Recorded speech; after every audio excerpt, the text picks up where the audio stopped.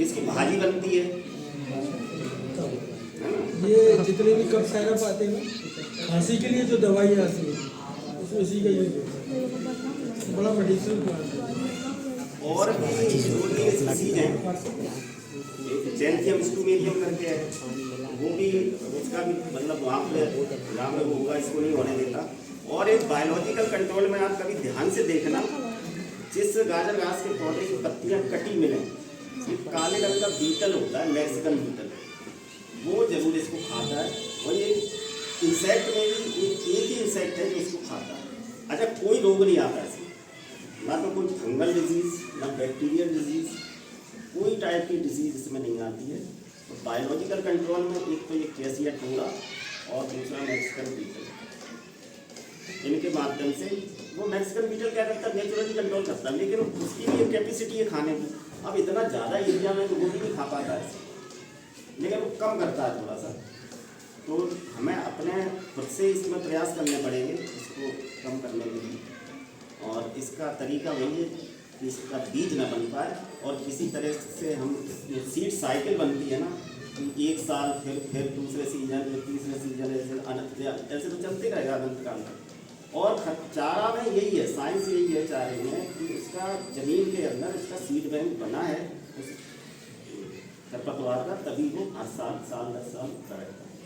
ये उसके पीछे साइंटिफिक है खरपतवार में। आपने देखा अपने आप ही उसमें कोई बीज तो फेंकते नहीं है, उसमें कचरा कौन उगाना चाहेगा अपने, लेकिन वो उगता क्यों है? क्योंकि उसका सीड बीज जो है, सीड बैंक ऑलरेडी मिट्टी में बना हुआ है, इसलिए वो उगता है। फसलें नहीं उगती, जैसे गेहूं का भी जड़ जाता है। हाँ, आपने सरसों में देखा होगा, जब वाइट सरसों है, सरसों भी उग जाती है। तो इसमें क्या डोरमेंसी नहीं होती, इसलिए इसका एरिया ज़्यादा कवर कर रखा है इसमें गाजर घास। वैसे हर इसमें वनस्पति में डोरमेंसी होती है कि वो एक पर्टिकुलर टाइम पे ही उगती है, उतना टेम्परेचर मिलेगा और उतना मतलब मॉइस्चर, क्लाइमेटिक कंडीशन मिलेगी तभी उगती है। और इसमें ऐसा कुछ नहीं है, हर टाइप की सॉइल में, हर टाइप के क्लाइमेट में ये अपने आप को सर्वाइव कर सकता है। इसलिए गाजर घास जागरूकता सप्ताह पूरे देश में मनाया जाता है, क्योंकि ये समस्या है, और ये समस्या जो है साल दर साल बढ़ती जाती है। अब मैं senior scientist head doctor Akhilesh Srivastava से निवेदन करूँगा कि अपने छात्रों को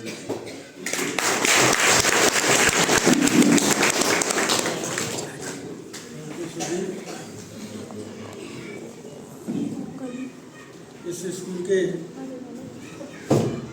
सारे गुरुजन,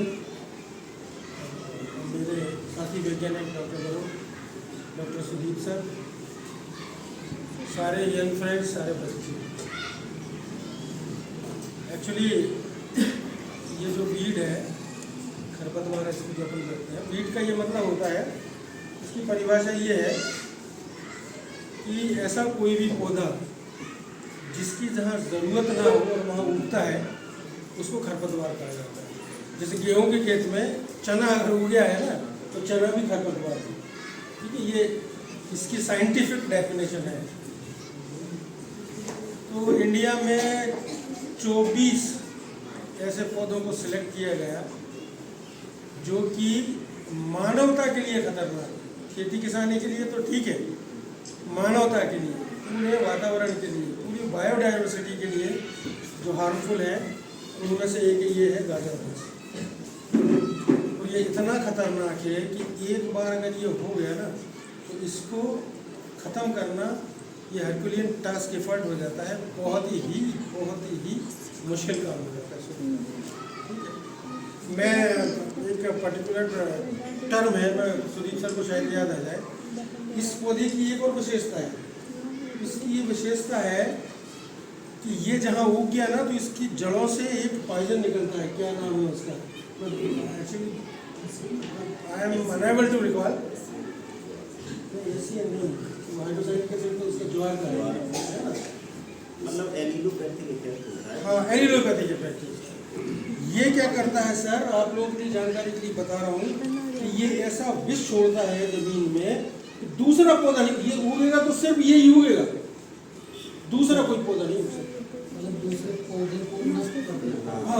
जमीन इतनी बेकार करेगा कि वो इसका एक छत्र राज्य करो, सिर्फ यही उगेगा, दूसरा नहीं उग सकता। ठीक है, तभी तो भारतवर्ष के 931 कृषि विज्ञान केंद्रों के वैज्ञानिकों को ये जिम्मेदारी दी गई है कि आप इस पर्टिकुलर वीट के बारे में स्कूलों में जाके और आप बच्चों को जागरूक करो, टीचर्स को जागरूक करो।